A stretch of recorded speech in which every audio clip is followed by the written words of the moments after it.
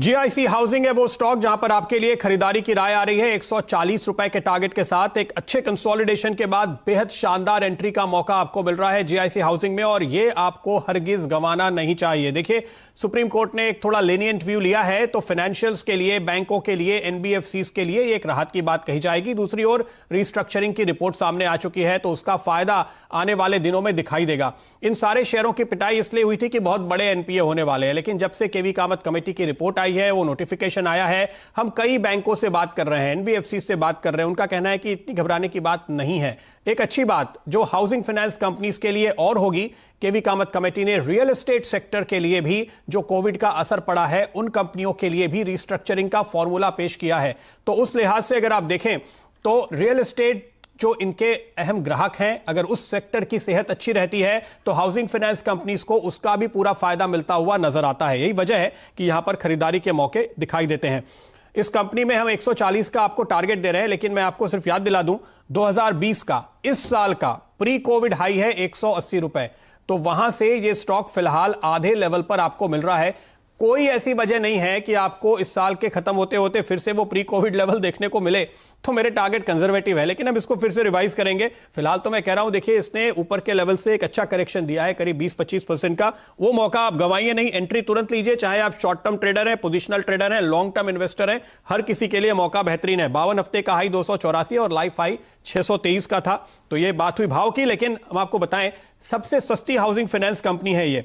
और अगर आप ये देखें कि ये कंपनी जो पीएसयूज ने प्रमोट की है, जीआईसी री जो एक दूसरा स्टॉक है जिस पर हमारी अक्सर नजर होती है, और दूसरी पीएसयू इंश्योरेंस कंपनीज ने इसको प्रमोट किया है, तो बहुत ही स्ट्रांग पेरेंटेज है। सरकार का एक सपोर्ट है, टैसिट आप जान सकते हैं। सरकारी इंश्योरेंस कंपनीज जब इसको बैकिंग दे रही हैं, वहां से इनको फंड्स की दिक्कत नहीं होती, वहां से मैनेजरियल सपोर्ट मिलता है, और ये एक बहुत बड़ी बात है। दूसरी बड़ी बात देखिए इस कंपनी के लिए यह है, 72% जो इनके बोरोवर्स हैं वो सैलरीड हैं, और उनमें सरकारी कर्मचारियों का तो बड़ा हिस्सा होता ही है। छोटे छोटे शहरों में इनके ग्राहक होते हैं, जो मोटे तौर पे आप ये कह सकते हैं कि बहुत ही सेफ सेगमेंट है, और वहां पर आपको डिफॉल्ट का डर बेहद कम होगा।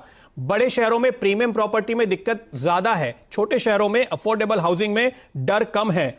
75 से 80% ये अफोर्डेबल हाउसिंग में है, तो एनपीएस का बिल्कुल सवाल नहीं उठता, गुंजाइश नहीं आती। ऐसे में जो सवाल है, हम ये सवाल पूछना चाहते हैं। ये सवाल इसलिए है क्योंकि इसके वैल्यूएशन मुझे समझ में नहीं आते। आप देखिए, ये कंपनी 227 रुपए का बुक वैल्यू रखती है, अपनी बुक वैल्यू से 40-45% पे कोट हो रही है। मैं मान सकता हूं कि ये जस्टिफाइड है अगर इस कंपनी में बहुत बड़े एनपीएस होते। इसके एनपीएस कितने हैं? इसके एनपीएस रिलेटिवली बहुत ही कम आपको दिखाई देंगे, मुश्किल से 2.5-3% के आसपास।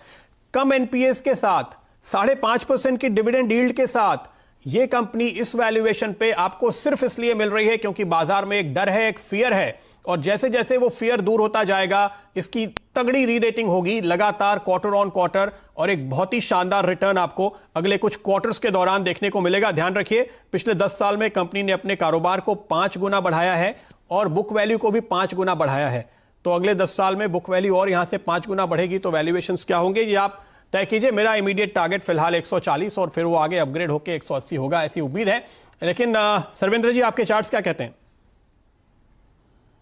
जी, आई थिंक कि इसमें जो गिरावट थी वो मुझे भी लगता है कि थोड़ी एक्सटेंडेड हो गई, और थोड़ा ज्यादा ये चला गया नीचे। लगता नहीं था कि 80-100 के लेवल्स ये इनिशियली जब था तब ये तोड़ेगा। बट क्योंकि अब क्लियर कट एक अच्छा बेस आउट, अगर आप देखें, एक अच्छा बेस बन गया है। एक मंथली में अगर आप देखें तो मंथली सेटअप्स में भी अच्छा बेस बना है, और अब ये जो मोमेंटम में जो डाइवर्जेंसेस आए पॉजिटिव, जहां पे कि आप देखेंगे कि प्राइसेस ने नए लो बनाए, बट शॉर्टर टर्म चार्ट्स में आपके मोमेंटम इंडिकेटर ने नए लोज नहीं बनाए। ये एक अच्छा मीडियम टू लॉन्ग टर्म संकेत है। और जैसे आपने बोला, क्योंकि थोड़ा डर का माहौल है, तो मैं भी थोड़ा कंजर्वेटिव इसमें टारगेट दूं, तो मेरा पहला टारगेट इसमें 131 का रहेगा, और मुझे लगता है कि 131-135 अचीव हो जाएगा। और उसके ब्रेकआउट के बाद आप देखेंगे कि ये 160-165 की तरफ भी बढ़ेगा।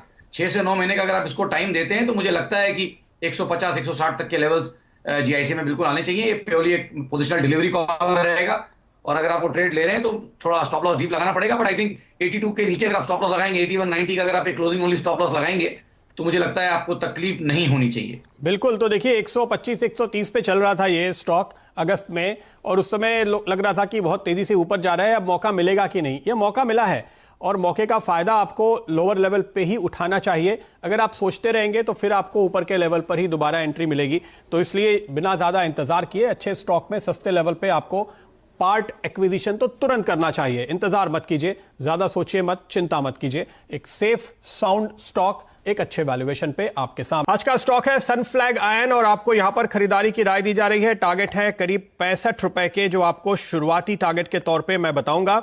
इस स्टॉक पे आपने एक अच्छा करेक्शन देखा ऊपरी स्तरों से और उसके बाद मुझे लगता है आज ये सारी रुकावट को जिस तरह से एक के बाद एक पार करते हुए निकला है, तो आपके लिए यहां शानदार तेजी का मौका बनता है। आज अगर आपको ये 20% का सर्किट लगाता हुआ नजर आए तो मुझे बिल्कुल सरप्राइज नहीं है। उसकी वजह देखिए ये है कि एक तो आपको इसने करेक्शन लेकर के मौका दिया है, दूसरी तरफ हर वो सेगमेंट जिसके ऊपर ये डिपेंडेंट है वहां पे आप एक बहुत ही अच्छी तेजी देख रहे हैं।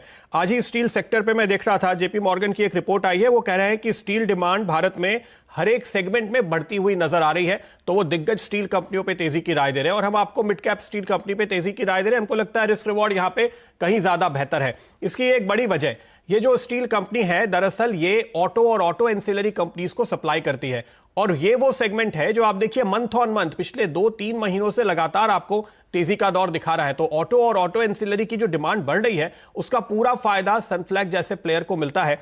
इसलिए मेरा मानना है कि यहां पर आपके लिए बहुत ही शानदार मौका बनता है। हम अभी आपको शुरुआती टारगेट दे रहे हैं, मैं आपको बताऊंगा कि क्यों मुझे ये टारगेट कंजर्वेटिव लगता है। देखिए ये company Maruti, hero, general Motors, TVS, Bajaj तमाम बड़ी कंपनीज को सप्लाई करती है, काफी ऑटो एंसिलरी कंपनीज को सप्लाई करती है और वहां पर अब रैंप अप हो रहा है या प्रोडक्शन लगातार बढ़ रहा है। जो यूनिट्स कम कैपेसिटी पे थी वो पूरी कैपेसिटी पे काम कर रही है, तो डिमांड साफ तौर पे बढ़ती हुई नजर आ रही है। दूसरी तरफ ग्लोबली मेटल के दाम बढ़ रहे हैं तो ये इनके लिए पॉजिटिव होगा और हमारे देश में चूंकि ड्यूटी का सपोर्ट भी है तो किसी तरह की डंपिंग नहीं हो रही, इसलिए इस सेक्टर की प्रॉफिटेबिलिटी आपको आगे और बढ़ती हुई नजर आएगी।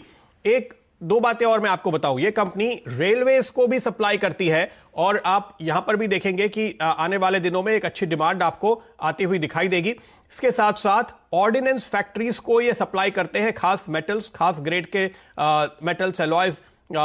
इसकी वजह यह है कि इस समय आप देख सकते हैं एक सरकार की मुहिम जो कोशिश चल रही है एसेट मोनेटाइजेशन की और पीएसयू रिफॉर्म की, वहां पर आप देखिए जो ऑर्डिनेंस फैक्ट्रीज हैं सरकार की उनको मॉडर्नाइज करने का काम शुरू हो रहा है, उनको कॉर्पोरेटाइज करने का काम शुरू हो रहा है। तो ये एक और सेगमेंट है जिसकी जानकारी बहुत कम ट्रेडर्स और इन्वेस्टर्स को है कि वहां से भी इस कंपनी के लिए काफी अच्छी डिमांड आती है।